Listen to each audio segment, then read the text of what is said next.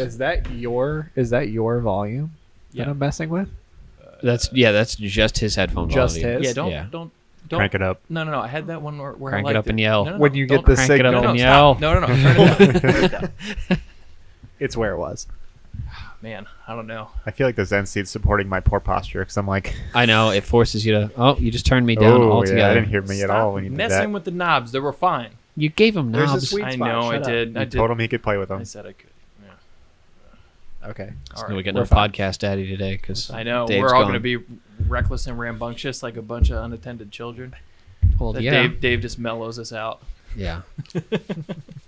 So, I guess that brings up the point. Dave is absent. Kevin is absent, but you already knew that because we mentioned that Kevin was going to be gone to Colorado. Just so happened to be during Pikes Peak, or so he claims. And so we decided in Kevin's absence to have Matt Contillo join us.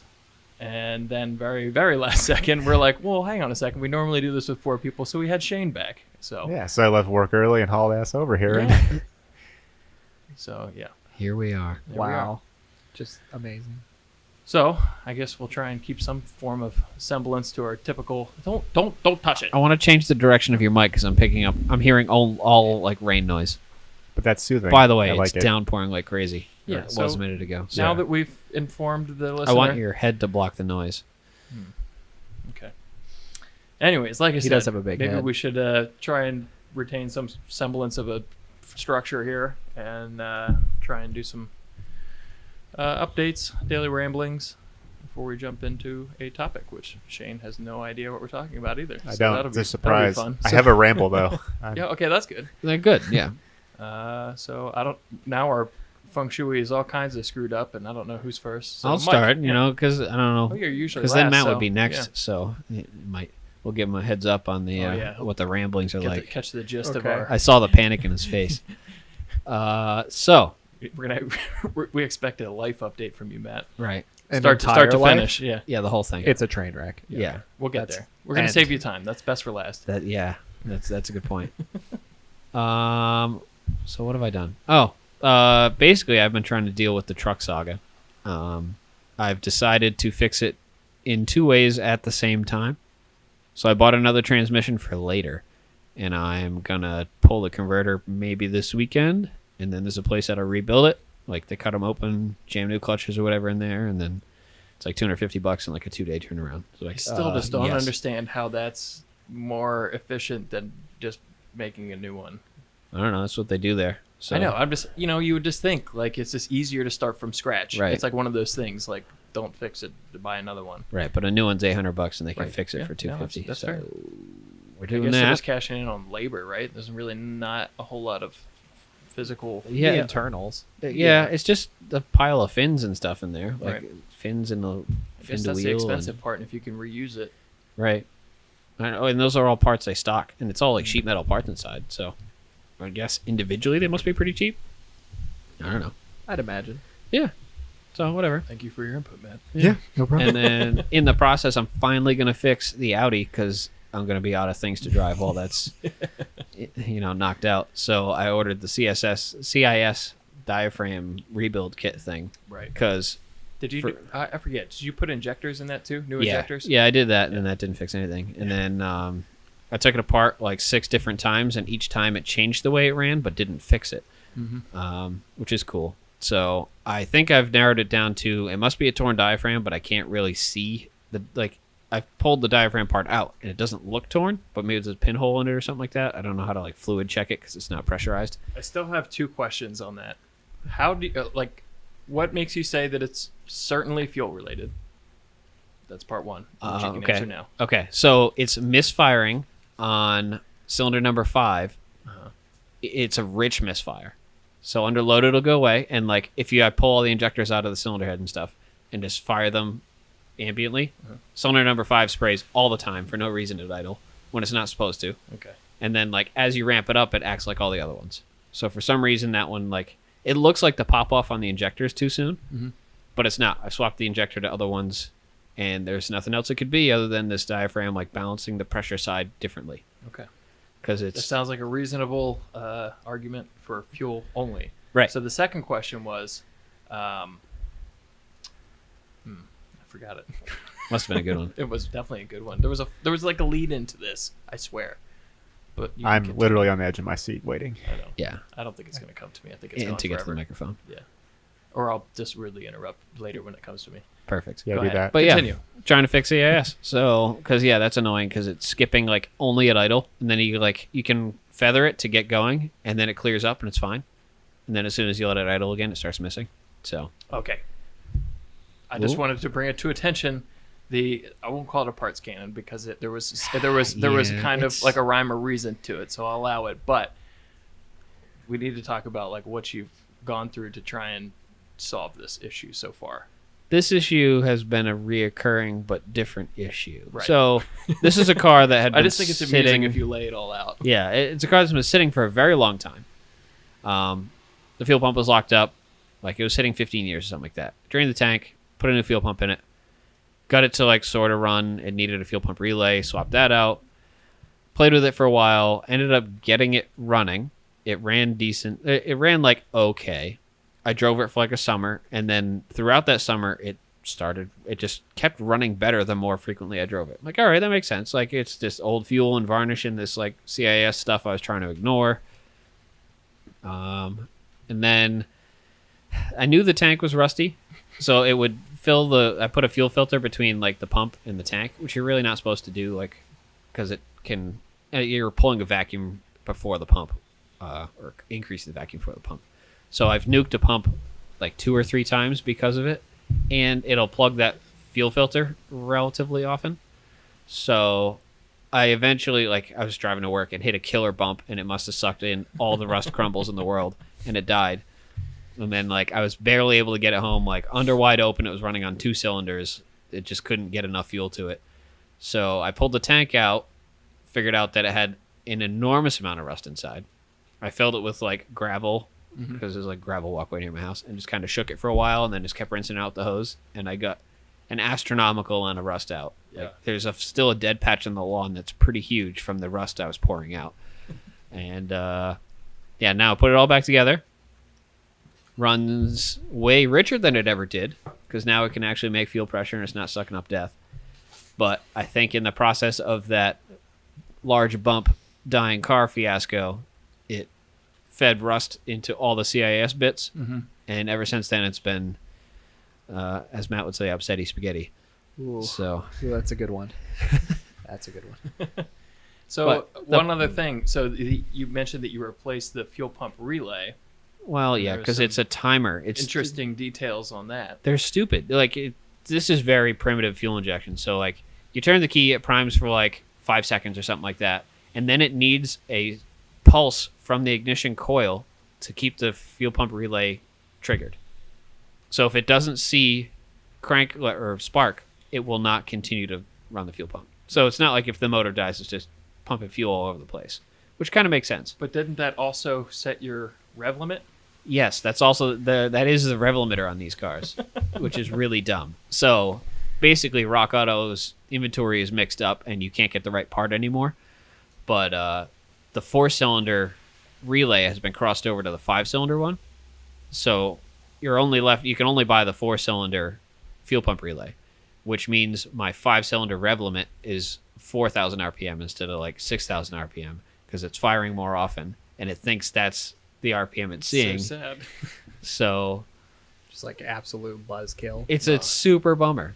I've jumped it, and you can you just put a jumper wire in instead of the relay, and you can float the valves. But That it's- sounds like more fun. right. It's the dumbest thing, but it's like constant power too, so you have to pull a jumper out every time. Like, It's so odd that it's relay controlled RPM. right, and that's how killing the engine for rev limiter is just turn the fuel off.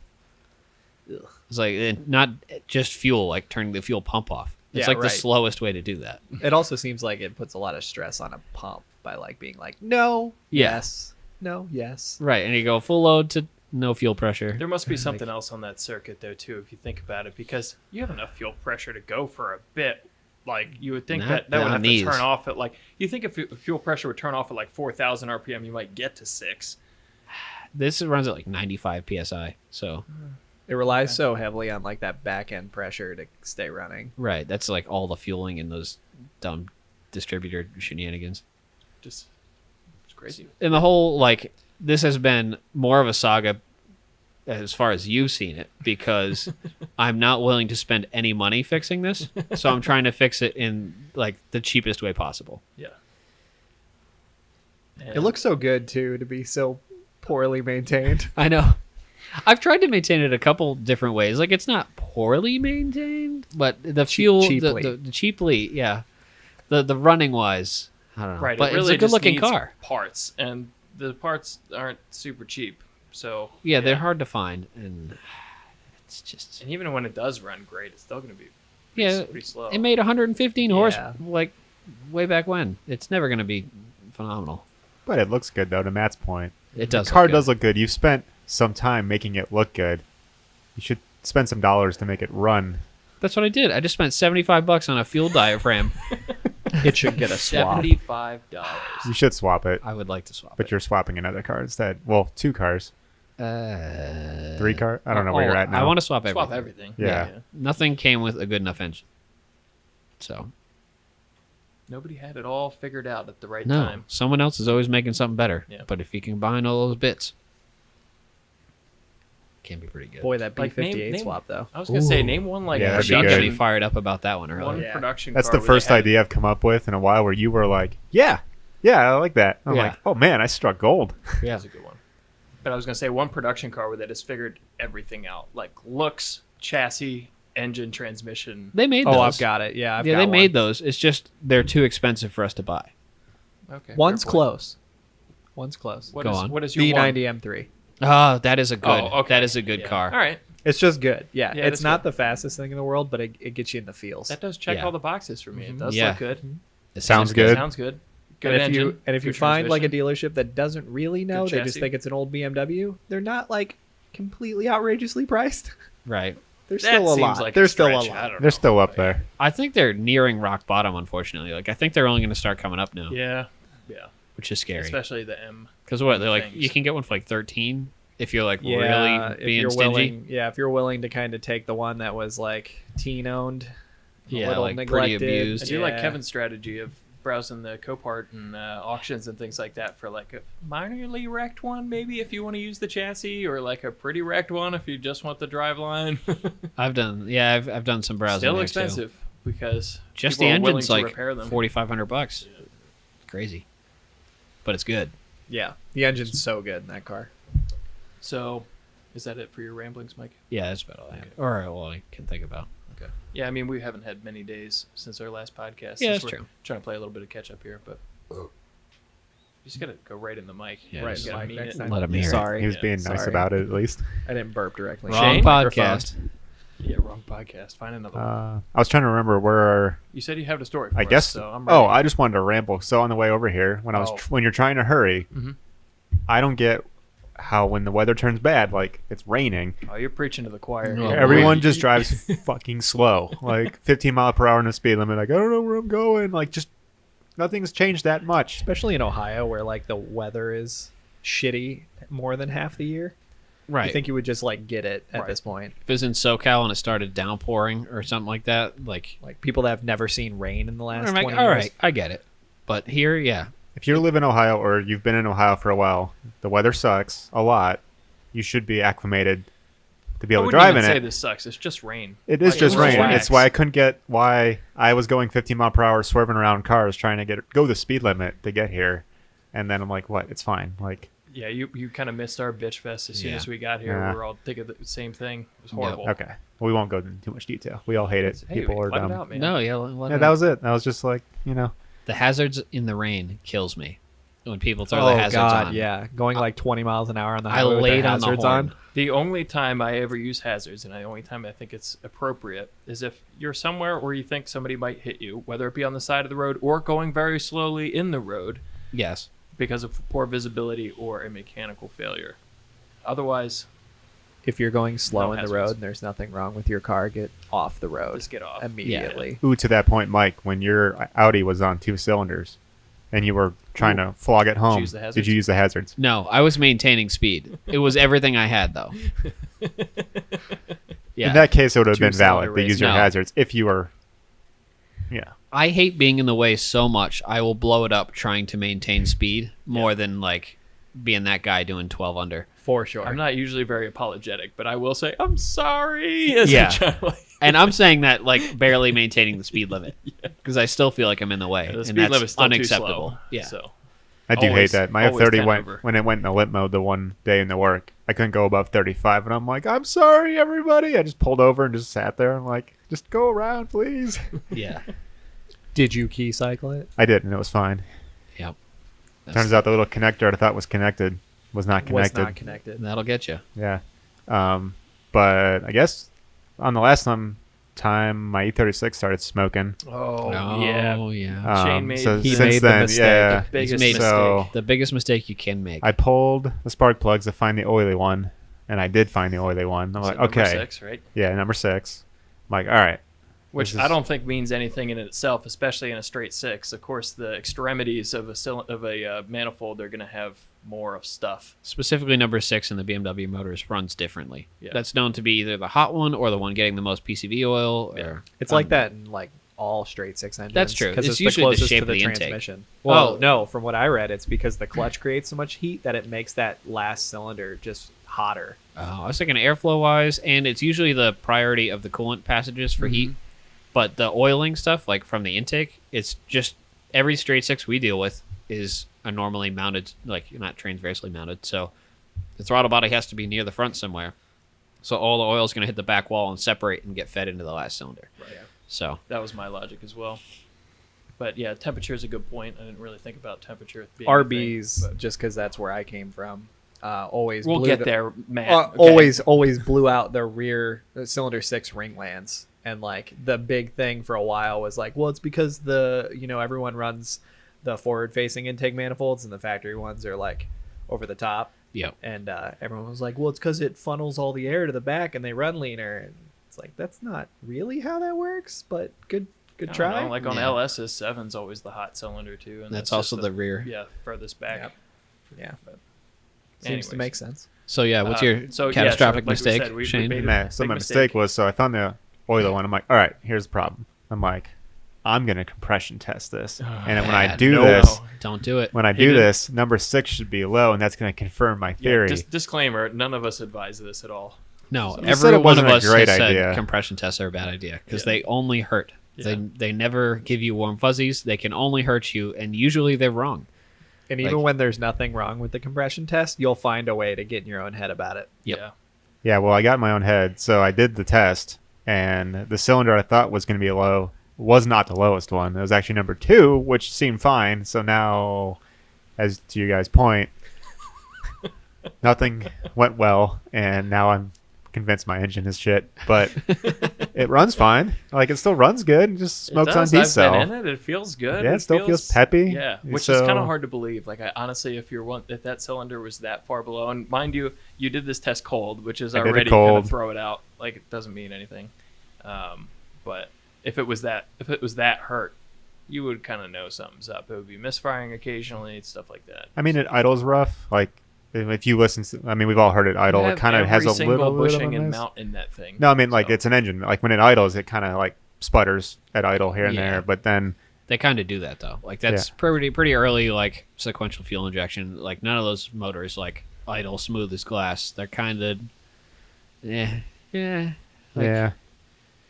So, I mean, it's just how it is. I flushed the engine yesterday and changed the oil, and It's gonna keep running it. just gonna keep running it. Yeah. I'll probably rebuild the engine over the winter, but So mind you, I guess another good point is that everybody here at the table is going to Tail of the Dragon, and Shane is contemplating, I guess, his decisions again.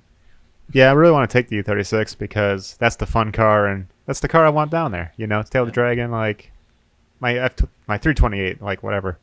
I want to take the U36, but it's smoking. It's, I just worry about getting stranded, and no, you no, know, Nothing's gonna leave you stranded. you'll be fine. I know. I'm just gonna send it now. Change the oil. It's fine. Just Yeah. take oil with me and keep filling it up. And Yep. it's not consuming oil that fast. It's not noticeable over like a couple weeks. So it's small enough where it's fine. Just Yeah. you can get in your own head pretty easily when your Mm. car's not running great. And like, I gotta drive this for 16 hours. Yep.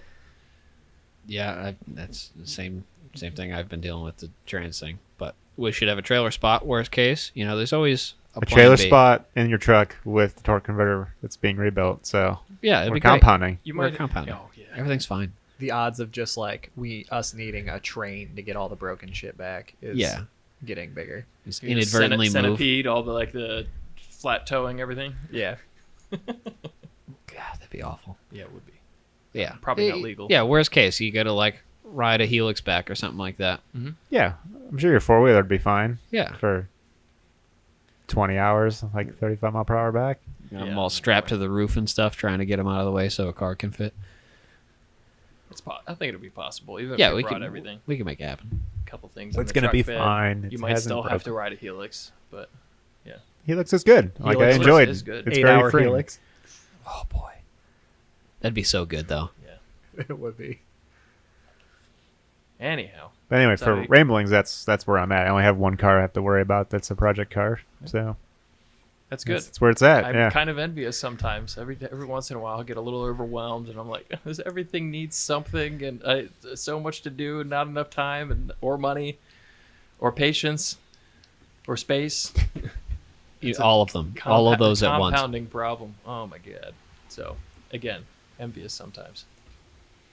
So, Matt, you caught the gist of that. Yep. Let's start from square one. Yeah. Who are you? Where do you come from? And what Right. do you enjoy? I am Matt. I come from ECS. Good? No. So All right. so far. Yeah, I work at ECS as well. I'm the lead research and development tech. So I put all of their parts on that don't fit. Usually he brings us bad news. Oh, almost always bad news. If Yeah. I'm coming to you, it's bad news. Normally I don't bother If talking the to you parts if fit, everything's they fine. just come. It's good to go. You come out. Look, car's ready to go for a test drive. If he's coming to your desk like 30 minutes into like starting on a project, it's like, oh no. Yep. Yeah. So I'm basically the Grim Reaper of R&D. I concur. Despite that, we like you. Yeah, thanks. You know? Thanks. So yeah, that's that. I don't know. I found out about ECS because that's kind of where my car, I guess my automotive enthusiast beginnings were Volkswagens.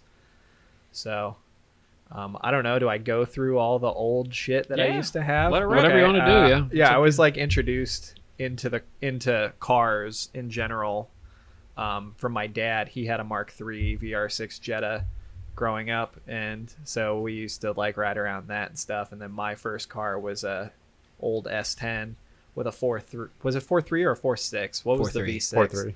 Yeah, so a 4.3, and that was a really fun truck. But I only drove that for like a year, and then I actually took over my dad's Jetta. So yeah, so I knew ECS way back when I was still in high school, messing with the Jetta, and yeah, and then I had a VR swapped Mark II, and then after that I decided I wanted something rear wheel drive, so I got a S14, or I guess people that don't know, like Nissans, it's just a 240SX basically. And then RB swapped that, and by the end of that build, it was like a 500 horsepower RB25 on water meth and whatnot, and that was fun. And then I wanted something faster but cheaper to maintain, so I got a BMW S1000RR, just street bike, and now Full death. Full yeah, death. absolute death. 200 horsepower to the wheel, motorcycle.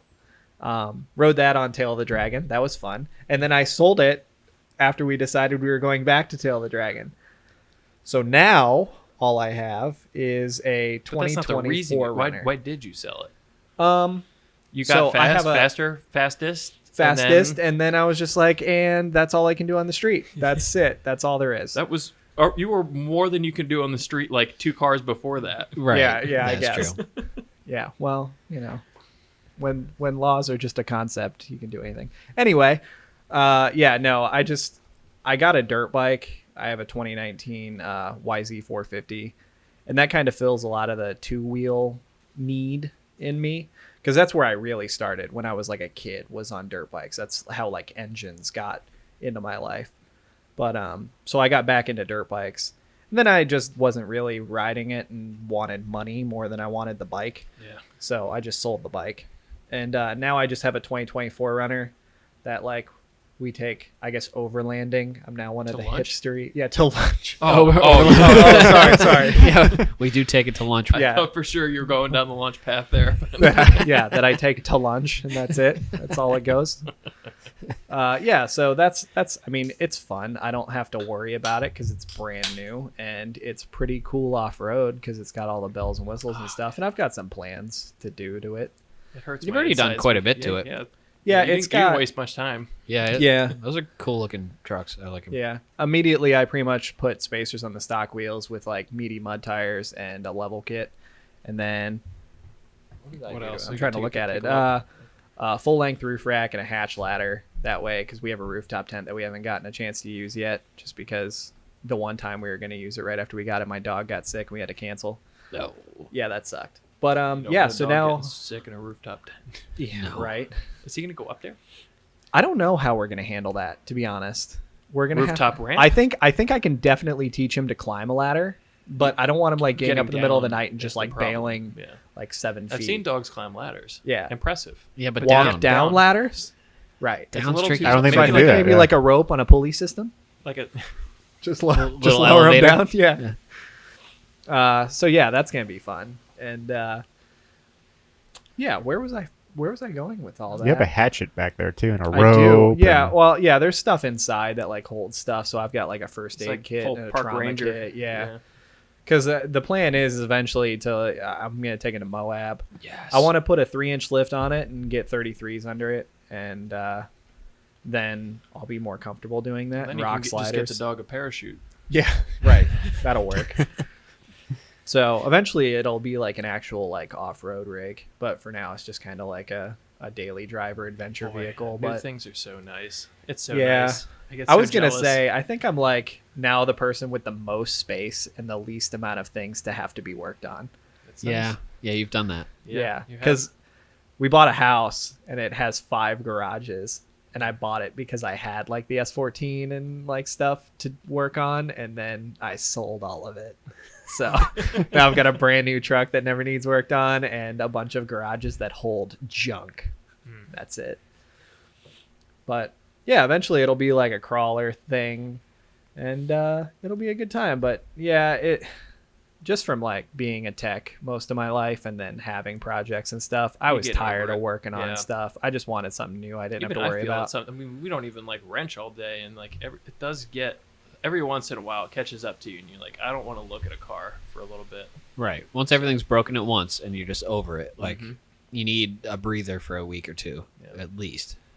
That's where it got on like the S14 before I got rid of it. Was it was like pretty high strung because it was still a stock bottom end, but it had a relatively large turbo for being a stock bottom end. And I mean, most people say like at 400 horsepower you're kind of pushing your luck on the ringlands on those engines, and I was at 500 450 foot-pounds of torque, but it was water meth. Like it was pretty safe. I like set it up specifically to run safe, so I Okay. didn't have like a lot of it wasn't like at a high risk I don't for think ringlands knock. care about your water meth. They but care about knock though. They do. And water meth You're right. does reduce It the just chance needs of knock. the one time. You're Yeah, right. That's all that's it true. wanted. So anyway, like it was pretty high strung already, and I was at the point where I was like, if this thing breaks, I'm not gonna have the motivation to fix it. Yeah. No. So while it was worth money, I just offed especially it. because that's an expensive break when it inevitably happens. Yeah, that's a That big kind one.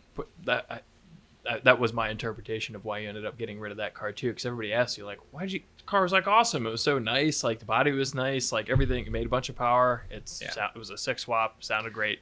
The And, only thing's wrong with it is it didn't have air conditioning. Right. That was like one of the other big things that made me sell it was I was either going to keep it and put air conditioning in it because I don't know what the deal is with Ohio, but it took like from when I was a kid until now, it went from like pretty mild summers to like 90 and high humidity the entire summer. I don't even I care think about that's that. old age because Yeah, I used maybe to do I that am too. just old. Yeah, I think because I've hit that same point. I'm like, I used to be able to drive stuff with no AC all the time. Now that's not a possibility. Yeah. I I'm also wasn't sure. 26. I You're the also youngin'. wasn't sure what portion of that was attributed to like the climate itself too, because it doesn't bother me as long as I can have the windows down. It can be 90 whatever degrees. It can be humid as fuck out, and that's all fine with me. But when you get stuck in rain and have to put the windows up and you don't have AC. That's bad. Yeah. That's bad. Heck no. So that's the only reason I ever want it in anything. But Yeah. Yeah, it's a hate being luxury, hot. but- Like, yeah, growing up, brutal. I had my first car was a 1963 Chevy Corvair. No air, obviously, no Right. anything, and could roll with the windows open, hot day, like whatever. But yeah, as soon as that rain hit and you had to roll the windows up and the front windows fogging up because it just ducts air from the top of the engine through the like your cooling routing on your Mark III, Yeah. and then like it's like just a light breath of air on the window that just fogs it up. It's like the same issue in my S14 because it didn't have heat or air conditioning. Well, it had like a little bit of heat, but so it had a bunch of empty holes in the firewall. So you roll the windows up and it just sucks hot engine bay air into the car. It was really great. yeah. Yeah. I think the other thing that at the time at least was like you had done everything to that car, and it's one of those we've gone over it on the podcast before. It's like one of those learning curve moments. Like everything you did, you learned a ton from. Mm-hmm. So like you're at the point where if you wanted to do anything else, it involved redoing something on the car. Yeah, that's true. redoing the whole car. Right. It's like Basically, redoing yeah. something major. Some of the spots where I like ran intercooler piping was like hacked a lot worse than I really would have done later. And like toward the end, all the water meth wiring was done really nice with like It's funny connectors how that and goes, harness yeah. wrap and all that stuff. But some of the wiring I had done previously with like the gauges and stuff when I first bought it weren't nice. So I knew all that stuff Gauges needed are never fixed. Gauges great. are a nightmare No. It's regardless. like, Yeah. there's not a great way to do it. You Yeah. know?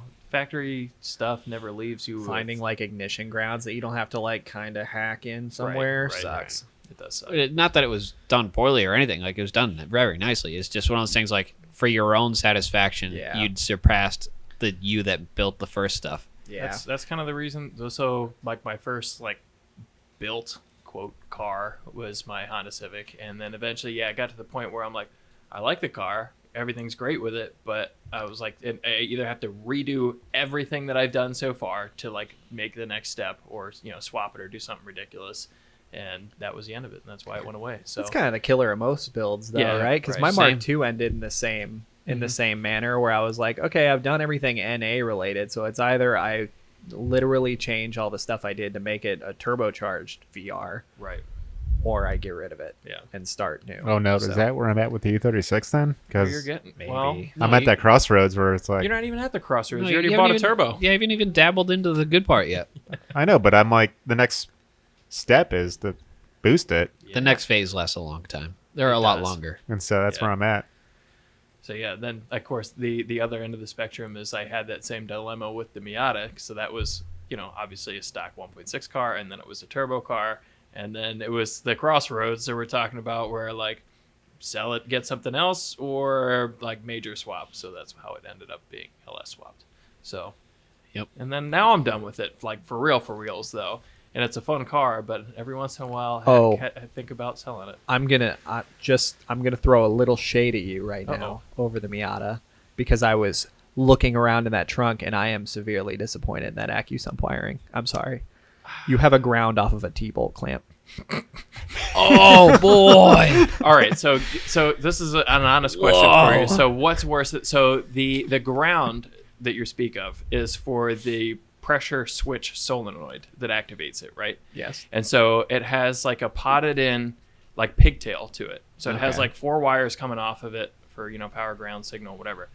And so it came factory with a ring terminal on the end of the ground wire. It can't physically reach the floor. And so what's better? Grounding to the depot clamp, and I already think I know your answer, or Extend the wire. splicing Extend the wire. Yeah, really, one- God, I hate the look of that though. Yeah. I hate to look too, but I know it looks bad, but a nice heat just shrunk wrap it like up. the heat shrinky like glue butt connector ones. looks like- better than a Y into the T-bolt clamp. But what's wrong with that? It's all metal on metal. No, there's nothing functionally wrong with it. It looks hack as fuck. It's just it's All right. Well, I will deflect and mention that is the perfect segue into today's topic, Hack as fuck. called Hack as Fuck. That's what we're going to title this one. yep. So, anyway, since we had Matt in here, our R&D lead shop tech, not that we do anything hack at ECS, but you definitely have some experience outside of that, working in flat rate Ooh, shops, yes. and I know Mike does as well. Yeah. Yes. So I thought we could. Well, not even the shops. Like, just this happens on your own builds too. Like, absolutely. We've all been No. stuck on the side of the road, and you have to get something together to get off the side of the road, and then before you know it, it's been 2 years, and that fix is still working. It just worked. Yeah. Right. Like, well, So that's there's pretty a lot shitty, of, but there's it a lot still of works. scenarios where this happens. There's the customer that comes in and like doesn't want to pay anything, but you can't legally give him his car back because it's like not safe, or just get it done and get it out of here. Kind of. We've called the police on people before. Like, Yeah. well, all right. I guess I'll just start. Yeah, you need then. to like The first get a story. precursor because like there's some scenarios at some of the shops we worked at that are pretty extreme. Okay, yeah. All right, so I'll just get started here. So we had an S10 roll up. I worked in a really rough shop in a rough neighborhood. It was like a 2-bay shop. It was called, I won't say the actual name, but it had muffler and brake in the name. So Okay. like it was Oh, a yeah. muffler and brake shop. It was a 2-bay shop. Like it was sketchy. Which I always thought was weird. Let's just pause there because, like, what shops are dealing with exhausts that are kind of, jank anyways? Because that's not the easiest thing to do. Like, Muffler shops are always pretty jank. I It's know, it's but, like, really high profit margin though, because it's Oh, that's entirely fair. labor. Sticks of tubing are cheap as fuck. That's true. So I mean, like crappy shops tend to do that because they can make the most money off of it. But it seems like none of them actually know how to do anything, though. Oh no, of course not. No, it's It's just ama- long it's enough to get amazing. past They'll pay warranty for or it, whatever. Well, I guess Yeah. they can't afford to hire like a real welder or anything like that either. Well, So, I mean, like like anybody who didn't knows how to do- weld is gonna make some decent. we didn't Yeah. do bad work. But it was pretty muffler shop. It was like high end muffler shop work, if that makes sense. Okay. Because like we had a bender, a hydraulic bender. Oh, really? That's And we were impressive. able to Yeah. bend up like custom systems, and then we MIG'd everything, and like it wasn't bad looking MIGs. It was like a nice MIG, but It was it was gas? still yeah, right. It had gas, but like beyond that, it wasn't anything. You weren't putting a mirror under your car at your local car show Sure. to show it off. Yeah. But it did the job, and like it held up. Okay. So Just- muffler and brake. Yeah. Kind of, So the calling the police on the guy story was we had a red S10 roll in, and there was a bar like 3 doors up from our shop. And we had this happen a few times where customers would come in and walk up to the bar, but very rarely did they come back I would like do that. that bad. Like they would normally come back and seem like when they dropped the car off. So he comes in and he says he doesn't have brakes. So we go to pull it in. We almost drive it off the rack because it has He like tried to tell you, man. No. I've had people come in and say like, "Oh, it doesn't have any brakes," and it just like stop really bad or pulsate or whatever. Nothing, not a thing when you touch the pedal. I How mean, did like you get maybe this it here? it probably sped up when you hit the pedal. Like it must have been connected to the gas. Anyway, so we get it up and every brake line's rotted off. They're all gone. They're all blown. He had a no fluid nail in the shoved system. in the Yeah. main line to the rear to try to stop it. Oh yeah. And then it rusted out prior to the nail, so that should let you know how long the nail was in there. And he comes back from the bar when we tell him like to come up. We have a quote for him, drunk, and I'm talking like falling through the front door All right, drunk. so he paid it because he was And drunk, he said and then- no Oh. and wanted to leave in it. And then got belligerent when we said we weren't going to let him leave in it and walked out and got in the car in You the don't have any shop. brakes and you're drunk as fuck. And he drove it off the rack. No. Yeah, he just backed out of the shop drunk. Like he forced his way by us. Like we weren't going to like hold him down because legally we can't hold him down. Right. And got in his car and like backed it off the rack, and we called the police. And I think they picked him up like 2 blocks away. But that was pretty wild. Did he Then- stop? That wasn't even like they picked him up. I don't know the details to that arrest. That's But, funny. When I bought the 4th gen, the Camaro for the swap, that had a similar situation going on with the brakes. They were rotted out, and they just rammed brass plugs into the ABS module, just so it just didn't have front brakes. I don't think. I thought we did burnouts with that, so like brake standing. Hey man, burnouts. whatever happened when you borrowed it, I don't know. I don't recall. So me being the as front a bumper precursor ain't touched at the it. time, It was an unregistered car that he bought that like he drove for like a uninsured. week or two or something like that. It was like 4 because it was good. It was pretty good, but then he'd leave it in the parking lot with the keys in it and just didn't really care. So if anyone was going to lunch, we'd usually take that because it was a ton of fun. And yeah, I just remember like hitting the jump on the way to lunch, and when it extended, the drive shaft touched the exhaust, and we figured that out. And we're like, Oh, no. oh, hey, we're not going to do that anymore. Yikes.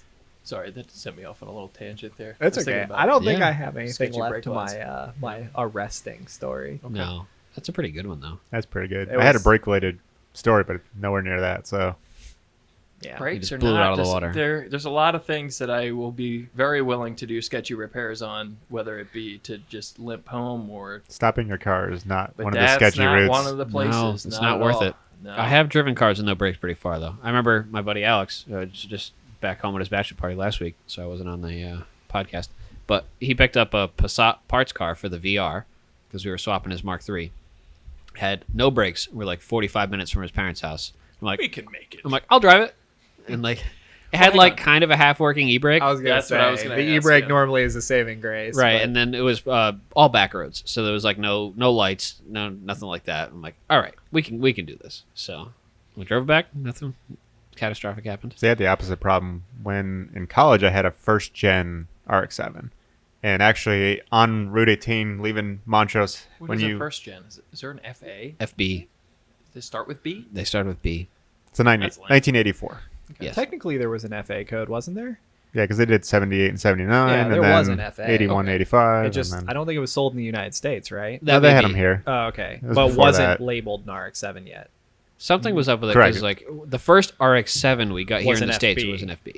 Yeah, I think the FA like didn't come with the tag RX-7 to derail your story entirely. This is important. It's okay. We don't need people calling us out on factualities on our. That's CAD not the cars podcast. first gen. Right. Right. Fact, 1984 RX-7. But anyway, like right when you go, I was coming up to a red light. Well, it wasn't red yet, but it turned yellow, and you always have that decision-making time. Where like, am I going to blow through it or am I going to stop? Always blow through it. Well, so I was gonna I'm going to blow Sorry, through that it, was and I'm Matt. like, wait a minute, no, I'm going to stop, and I slammed the brake pedal. Oh, see, that's another then- big mistake, Shane. You should never compression test an engine, and you should never second guess your decision to go through a light.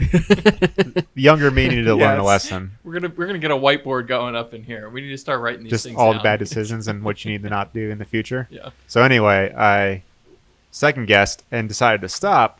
My car said no, and the pedal went to the floor, and I'm like, I guess I'm going through the Oh intersection. man, that's unrelated. So I just downshifted because my brakes just blew out, and then I had no functioning e-brake either. Nice. Yep. And so that's where I think having a manual was always good, because I was able to at least, like, just going down Route 18 for us here, we know it's just a straight highway because I lived on that highway at the time, and just try not to get too close to people and just keep your speed and use your engine to slow you down. And yeah, Nothing's fun better times. than throwing an automatic car in park while it's rolling. Whoa, the worst noise down. Oh, ever. so good. Ugh, that clicking is just unbelievable. rough. That poor It's parking rough. pole in there. I know. Especially when like you know Like, how oh, like the man. inside of the trans works. Yeah. It really makes you cringe when you hear that noise. Yeah, it's hard to deal with. So sorry I piggybacked off that and derailed us. Oh, that's again. okay. Yeah. That's loud. Speaking of poorly running vehicles, Yeah. Is that car? No, it's a different It's well, another one. It's another I car. don't really know what's going on here. Honda Odyssey. Sketchy business going on next door. Super Oh, yeah. good. I'll fill you in a moment. The under trays. Remember when I said I touching was the earth. gonna pee in the middle of the podcast? Is this now? Is it It's the right time? now. Okay. Yeah, we warned you. We did. Please hold. Matt peas. Yep. Yeah. You can edit that out later, right? Yeah, that's fair. No, we're not. No, editing we don't it edit anything No, out. They don't edit No. anything. Because I My also day, had yeah. to do what Matt's doing, but I'm just gonna just power through and wait till the end. It's up to you. I mean, I don't suggest going at the same time. A No. team P is kind of weird, but We're all once he friends. comes back, We're all we can- friends. And we then it's can- just me and Mike, and we're like, well, we'll see. I haven't had too many. I've never broken a brake line. I don't think. Maybe no. I must have. I've definitely been in that situation, but it's always like the very bottom, like half inch of the pedal still does something. Yeah. So that's when you get into like the secondary chamber for the other side or the front or rear, whichever. I've never had one break or leak, but I've had new noises. I've had them swell and like pinch themselves off internally, which is really confusing. the rubber line. Yeah, I've had that happen too. Because it doesn't look like anything. Like they can look totally normal from the outside, Yeah. but then they either you have a corner drag or something weird. And, Mine was always a drag scenario when that happened. Yep, So usually you can is, push 'cause it's like, pressure acts like a bypass valve. Yeah, it's a check valve. All right, Matt. He's back in case you hadn't noticed. He's just rearranging the whole table here. Bull in a china shop. Sorry. Yeah, that is a good one. When the rubber lines die and then it's a check valve, so you can put pressure in and not back out. And it drags yeah, a caliper or, for like a half a second or something. Or what I've forever, seen is depending. the little metal tangs that hold the rubber line to like the strut Mm-hmm. will rust and actually squeeze it shut. Wow, that's And a you good can- one. Yeah, you can Oh, if that you're makes really sense. if you're really careful and somebody's super cheap. Oh, here we go, sketchy repairs. You can take a die grinder and just cut it, and then like get a screwdriver in there and pop it open, and Yep. it'll work again. Wow. Yeah. That's a good Don't one. like that. Super dodgy. Yeah. Yep. Wow. That I haven't seen that. That's a good one. Well, usually that's like part of like the crimp that actually crimps the rubber line to like the metal fitting. No, he's saying where it goes through, like where it holds it to the strut, like in the middle of a line. Yeah, Yeah, there's like a little- I'm thinking of like on- the ones that index like on the caliper. No. Oh no. no! That On makes like sense. old '90s stuff, it was a metal ring. Yeah, I got yeah, and they rust shut, but that's pretty good. Yeah, because Yeah. they just get fluffy and bigger. Mhm. Yeah, The places where there aren't rust have no idea what our pain is. Oh But- my god, it causes they're some living the life. I goofy-ass tell you, they don't issues. even know it. And that's where a lot of like sort of like knowing how to work on rusty things seems sketchy to people that don't know rusty things. Like Yeah. it's just a lot of heat and like smashing on stuff. Yeah. and it works once you know how to do it, but places that don't. I asked Matt both times. So I mentioned like 2 episodes ago that I didn't want to do like all the tie rod ends and ball joints on the truck, and I casually asked Matt. I was like, "You feel like doing a little bit of work on the side? You want to do these? I don't really feel like doing them." He's like, "You can't afford me, pal," kind of thing. 'Cause Yep. He's just overworking on stuff on his own time as well, And you're cheap. and he's cheap, and So, I'm cheap. Yeah, you're cheap. So I also said no. And so again, so this truck, obviously came down from Georgia. I don't know how long it lived there, but it seems like a pretty long time. And everything was butter. Everything came apart so nice. I was like The done all of envy. that in like 2 hours, Oh. and it was great. I told Matt, I was like, should have said yes. It would have been the easiest money you ever made. Yeah, probably. Probably. And then just yesterday, so earlier, I guess, I completely skipped myself on ramblings and updates. Oh, But that's yeah. okay because I'm moderating and I'm Dave today. But I didn't do much other than change out the steering box on the truck. That was the last thing really preventing me from aligning it in terms of things that it needed. So I did do that the other day. Overall, not too bad other than making a mess. Power steering fluid everywhere. Is it kinda so sucks. tight now? It's so tight. Dang. You would love it. Nice. You can't just whip it now would. and like Not at all. No, it Aw. actually like returns to center and everything. Like, Beautiful. That's good. That's but much it was better. It feels very entertaining. so much more like before. stable. I'm happy for you, but I'm sad at the same Yeah, time. it was kind of fun. But yeah, so I changed that and then finally decided I was like, okay, I can align it, and tried to put it on our alignment rack at work, which really isn't quite big enough, but kind of massage that one out. But I asked Matt, I was like, hey, if you feel like staying an hour or whatever after work one of these days and aligning it, I'll pay you because I don't really feel like doing that either. And he said no. Again. And I did it yesterday in like 25 minutes maybe. Yeah.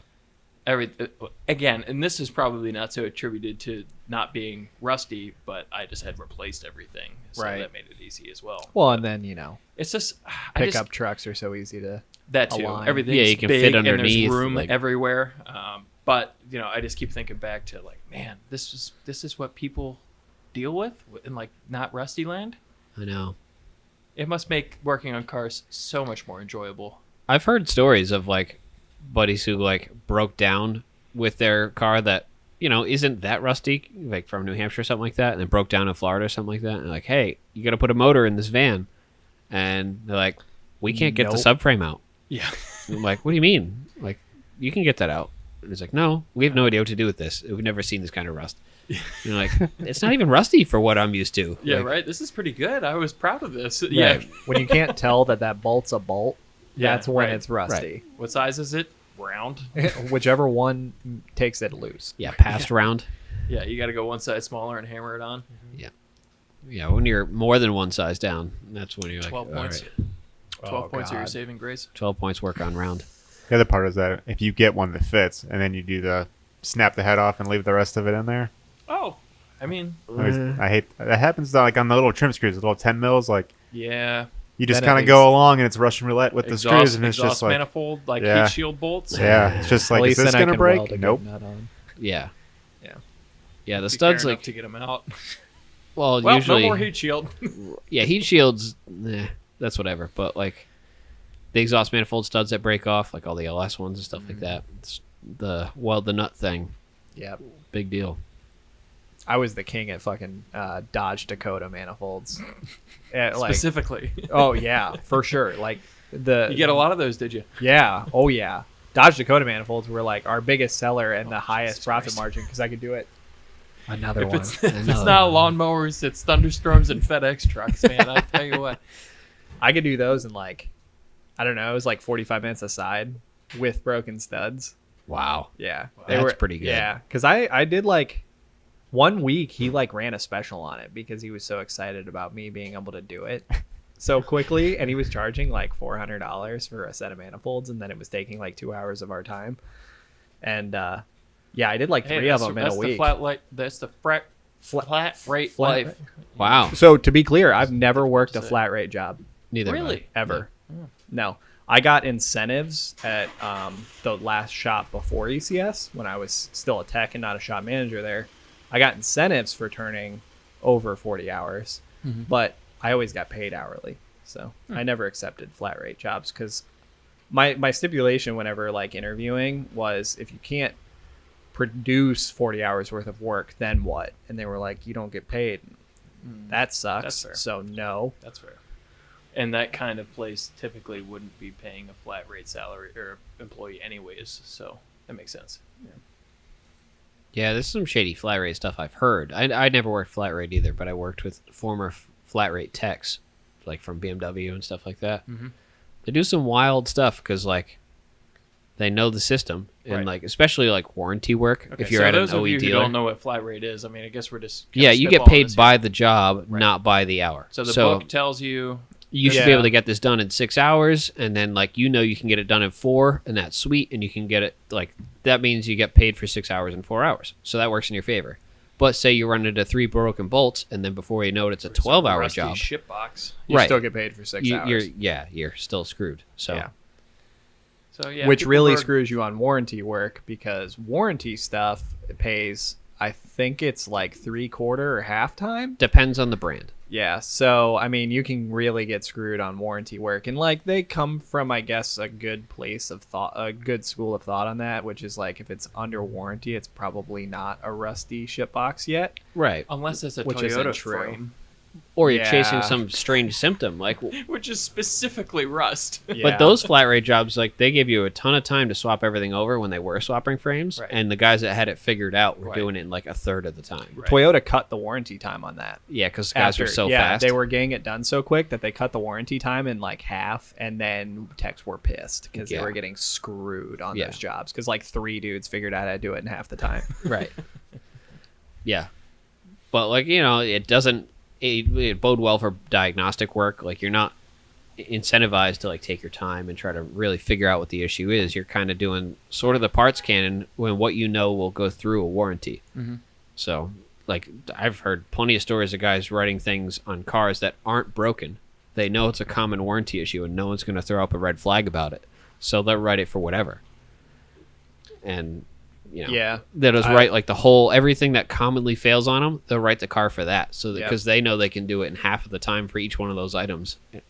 Flat rate incentivizes kind of dishonest work, and it's sure. kind of Absolutely. shitty because it was, I don't know. Yeah, It's get a good this done as sys- fast as you can, and you Yeah. make out better. It's a good system for good techs, I guess, to make money, but it does incentivize upselling pretty heavily. That too. Yeah, So that's a good point. The shadiest one I heard of was like someone sort of hydrolocked like a new BMW. It was under warranty, and like they got it running. Everything was fine, no worries. Like they flooded it and it died, but like everything's running, everything's great. And like the shop manager at the place was like, no, this isn't okay. So they're out back. Got one guy on the pedal holding it on the limiter, and they're feeding it with gallons of water, trying to hydrolock it to get it to throw a rod so they can warranty the motor and get that job.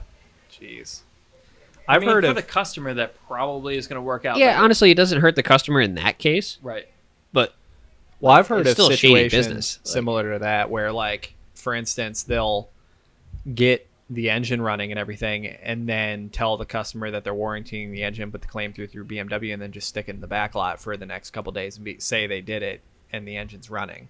ooh, I've that's heard of shady. stuff like that That's happening bad. with I've like, also heard a similar, but that's with extreme like shady. transmissions and stuff where solenoids would go bad. They'll warranty the entire trans and replace the solenoid and just let it sit in the back lot for 2 days. And it's fixed, but they want the pay for the whole job. So yeah. Yikes. Yeah, stuff like that. And then obviously like upselling is shitty. So yeah, flat rate's kind of just a bad gig all around. Yeah. If you're a good tech, it can work out very well for you. Sure. You're just so at the mercy of like the current climate. Yeah. Like if people don't have money and they're not having their car fixed, you just don't make anything. And how does that loop back into just the shitty customer when you're doing flat rate jobs and then you have customers that are just super anal about stuff? Yeah, I mean, I used to It's my mail lady. when Oh, yeah. She's very eccentric. She's very awesome. Yeah. she sounds awesome. Probably You gonna say give her a something mic when she comes over there. Yeah, I here. was gonna say. When we what was I gonna say about that? About flat rate? I'm remember. not sure, I'm but lost. flat rate stuff, like the tech I worked with was like super go-getter, self-starter, like ripping, and he was able to like get a bunch of jobs done within that. He was getting paid for like 90 hours a week with a 40-hour work week. Yep. Like if you're really on top of it, you can get it done. It's my favorite mail lady. We're on a podcast. Say hello. Good. How are you? Good.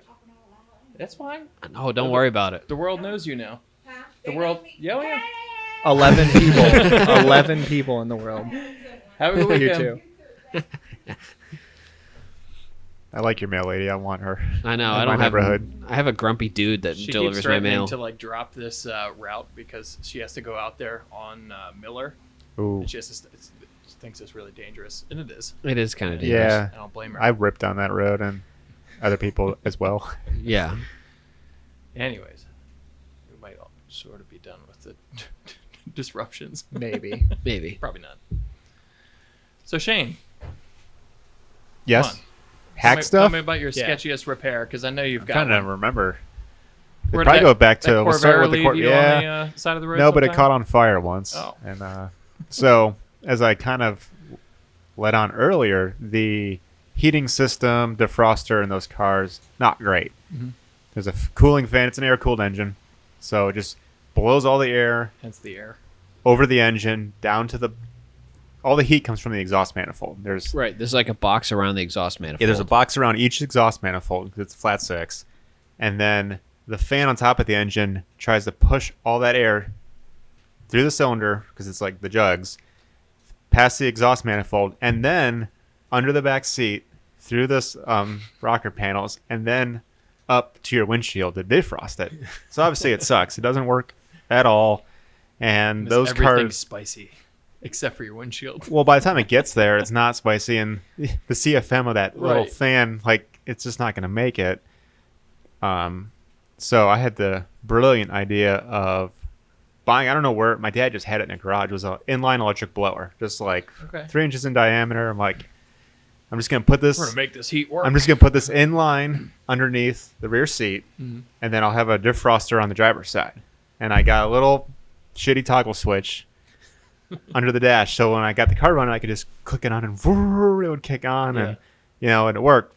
So in high school, the one day it was kind of rainy and foggy, cars warming up, click on my defrost fan, and then someone comes running and like, your car's smoking, and I'm like, no, it's not. And I come out and there's smoke billowing out of my driver's side window, and I'm like, oh no, I don't know what to do. I open the door and it's like billowing from underneath the dashboard. There's just smoke, and I'm like, something grounded out. And so I didn't know. I'm like panicking. I'm like, God, do I just undo the? I got to undo the battery. Yeah. My mom, of all people, just runs up, throws her hand under the dashboard, grabs a fistful of wires, and just rips them out. Yikes. And I was like, what are you doing? That's also very dangerous. Very These are, I know. like, In little retrospect, heating elements up in like there. the wires are burning Yeah, because there's a exactly. short. There's Yeah. power running through it. She just fucking reaches her hand up there, It's that mom strength. Yep. rips them out, and then I'm Terminator like, Mom. Yeah. huh? Terminator Oh, Mom. Yeah. And then by the time she did that, I disconnected the battery, and yeah, the little toggle switch, the wire running to it, something grounded out because it was melted, and then the insulation was slowly just burning off my entire wire harness. And so mostly my dad spent like 5 hours in the parking lot rewiring the entire dash on the Corvair. Wow. How many wires realistically though? A bundle, Corvair? about Like inch seven. inch thick. There was Okay. probably about 25 That's a wires lot. in That's there. more than I would expect. There's Yeah. a whole harness for an old car. That's everything. It's everything in That's- that car. That's all Yeah. of it. Yeah. So Full yeah, chassis harness. sketchy wiring apparently, because that obviously didn't work That out. is one of the things that I, you know, to Matt's point earlier, pointing out my AccuSump thing, haven't really mastered is like really nice wiring, like start to finish. Because the biggest problem with projects, I think, is you know, auxiliary stuff and adding stuff as you go. Because no matter, you know, how thought out your project is initially, like every once in a while you come up with this idea like, oh, it would be nice to add in this, and adding in things later is pretty difficult. It's never clean. No. It's also really hard to commit. Like I don't think doing really nice wiring is hard. It's just not. really time consuming. But It takes a ton And of time. it's really hard to commit to stuff like that when it's an idea. Mhm. And then when you're done and it works and you like it, you're like, am I really going to go back and You gotta pull do it all that out and shit? then, Yeah, like, just yeah. to make it look nice. So, I mean, I get it from that and nice aspect. wire is expensive, you know. and Yeah. you're like, yeah. it's. I had a bunch of spools of it, and I've since used it all because it's so nice to have. Mm-hmm. And that's the thing. I need to spend like I did the Unimog harness from scratch, and I just bought tons of spools of wire, laid everything out, like, and did the thing where, to like doing a new harness is wasteful. You have to pull more wire than you expect. You can't leave it on the spool no matter how hard you try. So you're gonna have waste. You have to cut too long and then like throw away a bunch of like 6-inch long pieces. Yeah. But I did all that. It came out decent. Like I'm relatively happy with it still. There's better. That's Yeah, you actually, can definitely do better.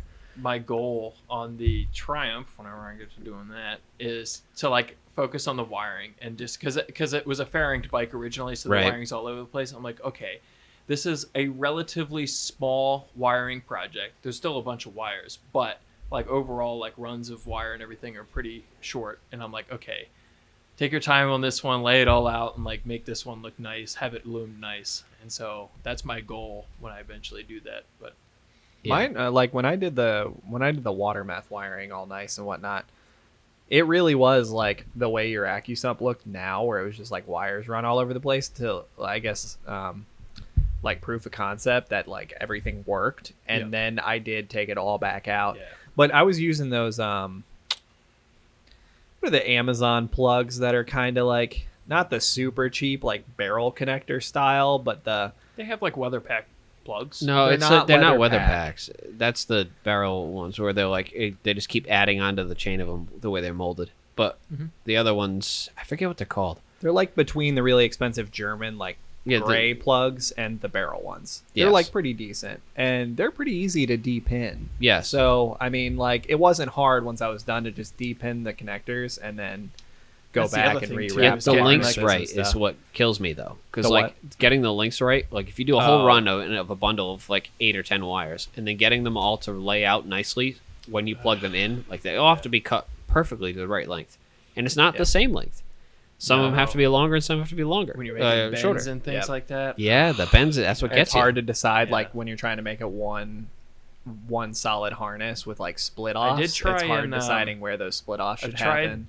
braiding and twisting wires before too to try and like eliminate some of that. Yeah, I'm not super They into don't that. twist nice. You ever see because guys do that with like a one- drill and a vise? Well, have you Yeah, seen where but- they do the concentric? So the inside that's layer is mil-spec one stuff. way, and then Oh. the outside layer is the next way. Mil- That's How? what's up. mil-spec wire. I don't know is how they do insane. it, but Yeah. it's And then you sick. have to build in strain relief into the connectors too. Yep. Insane.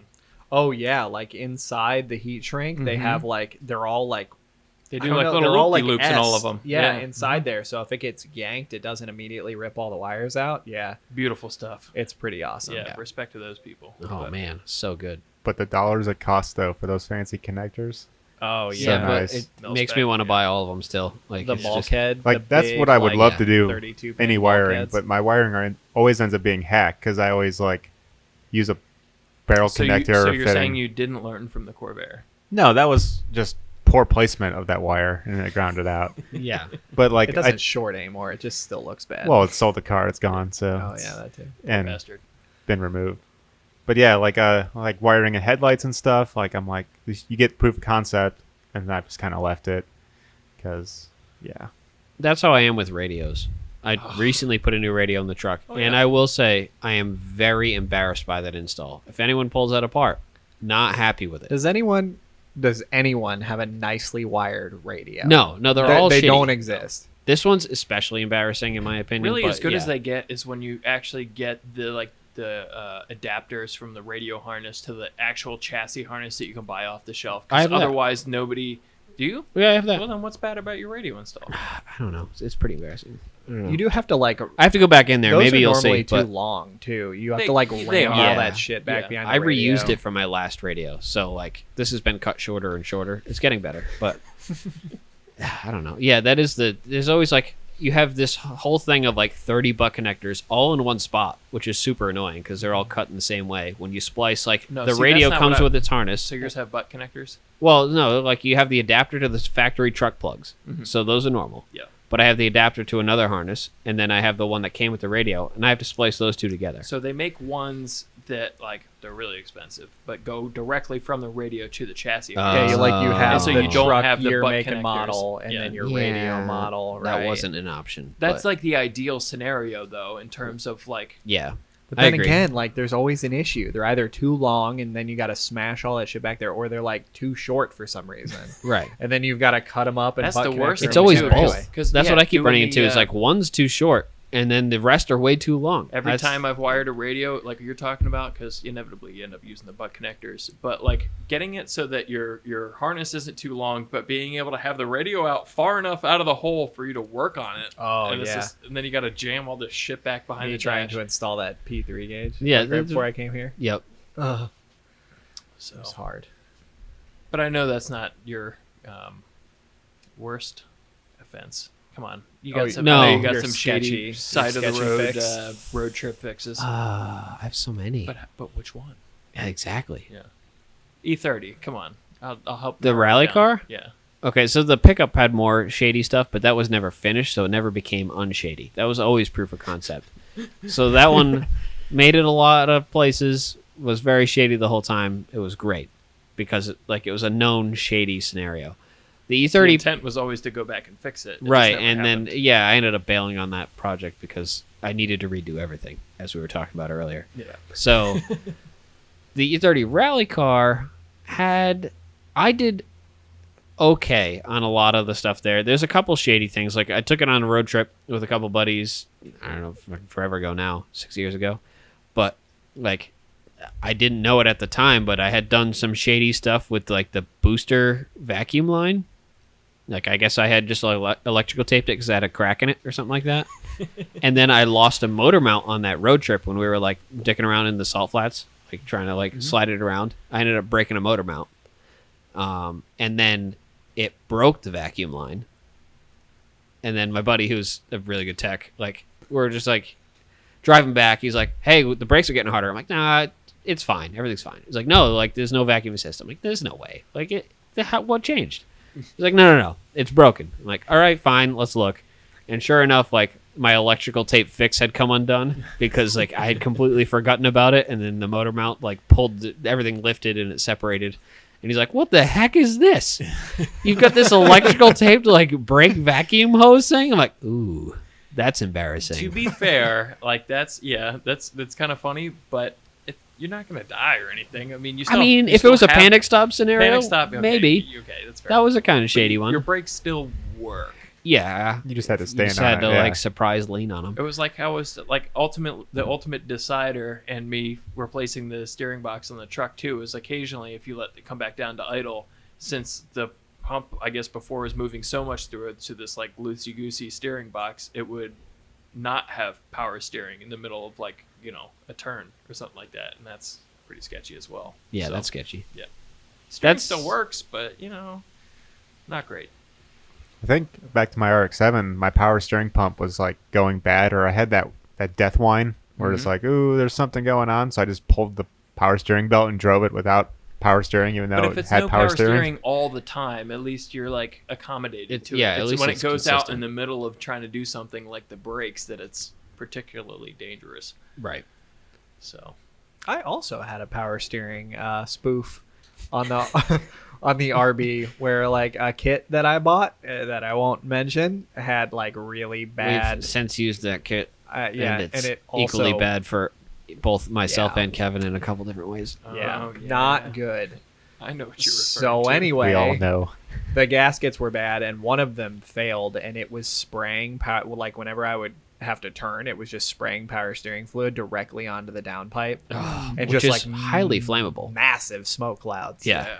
And I drove it like 20 minutes home that way. Yeah. Because I was not about to try to fix What are you power gonna steering on do? the side of the Yeah, road. other Well, than I pull the gotta- belt, I guess, but only if it doesn't use it for other stuff. It did have So- an individual power steering belt. I could have done that, but that would require work.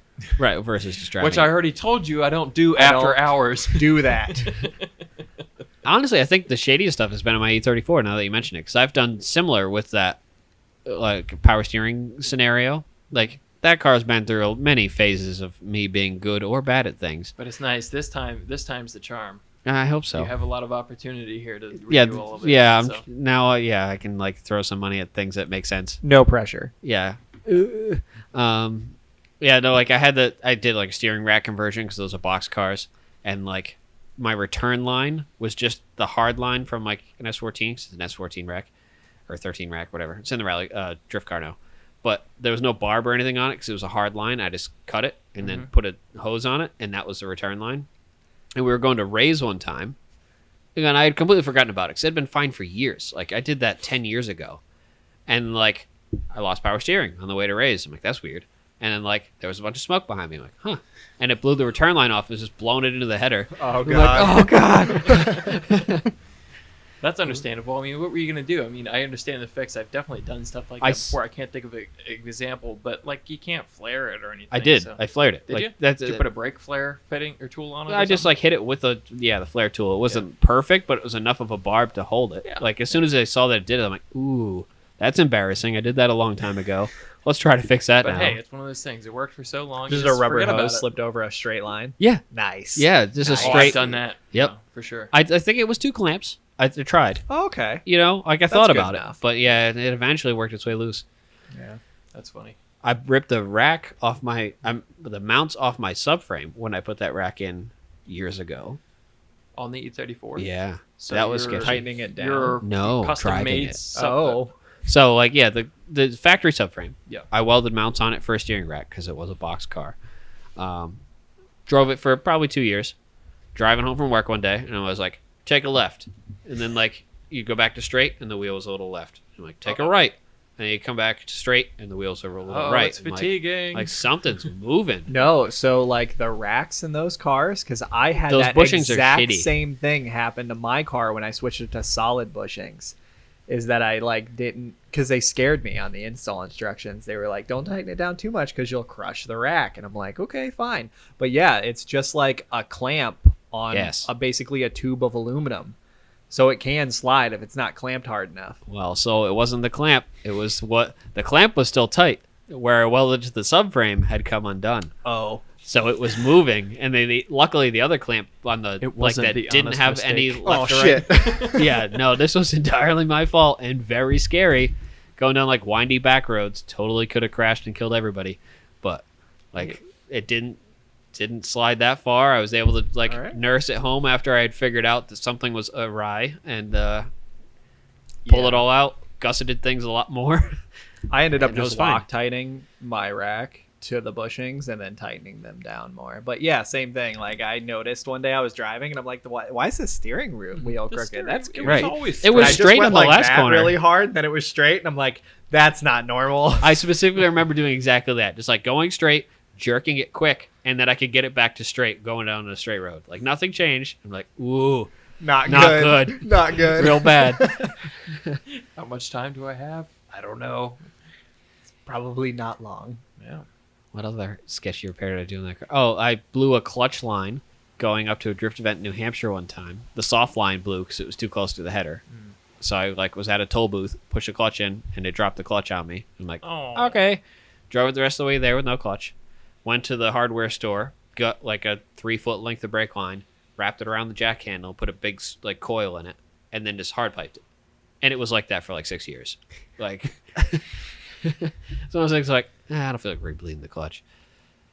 Yeah, I've got like a little bit of an electrical one that was a little scary. It's against the recommended procedure. We're of gonna go fixing against the electrical grain here stuff. a little bit. All right, Yeah, you can rub some people the wrong way. My VR Mark II, we drove to H2O, which is like an 11.5-hour drive, 12-hour drive, and I hit a deer, like a dead deer, on the way there. Carcass. And it just smelled like steak the entire trip, which was nice. That's not It bad. was nice. Yeah, It was venison? bad. The for better like, option. it was bad for like 5 minutes, and that just smelled like cooking meat. And I Once was you like, get the this is hair all off right. it? This is Yeah. okay. Well, I get there and I'm like pulling out onto the strip, and the car just dies. I'm like, what the fuck? And it wouldn't start. It's that fucking deer. And turns out it didn't have fuel pressure. And I'm like, well, what's the deal with that? And it ended up being the fuel pump fuse blew. And I was like, oh, okay. Well, you know, it's an old car, and it looked like an old fuse. So I'm like, fair enough. So we pushed it off to like on the bus lane. I ran across the street to a 7-Eleven. I got another fuse, and I put it in there. It drove like 2 blocks and died again. It blew the fuse again. I'm like, well, fuck this. So I rammed like a 60 amp fuse in it. Yep. No. I rammed like a 60 amp No. fuse, and I'm like, I'll figure it out when I get home. Chances is- are the fuel pump's on the way back. So I drove it the rest, like 4 more days there, and then 11 hours back. And what happened was, See, that's something I will not do. I will not just jam a bigger fuse Yeah. in anything. I've done Oh, that. yeah. I have done the bigger fuse in my I R7. wanted. Oh. Mike just leaned around the corner and went, I did it. Yeah, I like wanted to get home, and I did not want to deal with whatever the problem was. So I just But like, did it. but at least answer me this: did you do any sort of investigation? No. Into the problem? See, okay, I I can understand assumed- wanting to get home and then that being the side effect of it, but come on, you gotta look. Basically, I used deductive reasoning to decide that chances are the fuel pump was like on its way out or something, and it was just yeah. pulling a lot of amps, and it would That can probably happen. eventually just die all the way. That's a And reasonable if it thing died, for it a died. brushed motor. So I was like, whatever. And when I got home, I pulled the fuse diagram, which I should have done while I was there, because it would have led me to the conclusion that I came to, which was that it shared the fuse with the heater circuit for the rear O2 sensor. And what happened was when I hit the deer, it bent the O2 sensor and shorted the heater circuit. So it was only blowing it when it was cold. That's why it died on the... Yes. I see. Because So- obviously, O2 sensors only heat up when it's cold. Yeah, or whatever. And so, yeah, I ended up just replacing the O2, and it was fine after that. And I Wow. put the right size fuse back, and I promise Nice. maybe I don't actually remember. It probably still has a 60 amp fuse in it. I wanted to say, this reminded me, because I had completely forgotten, this is how my Audi's running right now. It's supposed to have a 15 amp fuse in the fuel pump. And like, I don't have the OE fuel pump. It's a 044 now, and it drew too many amps. I melted like 2 different fuses. So I slammed a 30 in it. I melted a 30. And now like Yeah, I played why- it with the tangs, and now it's running off of a 30 or a 35 the or something like wiring's that. probably fine. This was 3 years ago. Yeah, because it's It's- the fuse that matters. Right. Well, that is the point. I mean, Yeah, no, it is. It is the wire point. gauge and fuses. I mean, they're Right. No, I understand how it's supposed to work. That's not how That- it's but working. I'm willing to take the chance in this case. I'm aware that you're aware, Right. of what you're doing. But I don't just approve. just for our listeners, know that No, this is. I'm not advising anyone to do this. No. It's totally the wrong way to do it. Nonetheless, I've made it a long time. because that is doing that, this no. shady I mean, stuff. honestly, and like on a real note, that is like an issue when you go to say changing fuel pumps or something like that to something that does draw more amps. It doesn't have to be a fuel pump. It could be really anything electrically related. If it draws more amps and you put in another fuse that is rated for more amps, that's not problem solved. I mean, Nope. factory wiring is only rated for a certain amount, so that is now your danger zone. Yeah, you turn We've your parked in all fusible. Lindsay spots. That's okay. It's fine.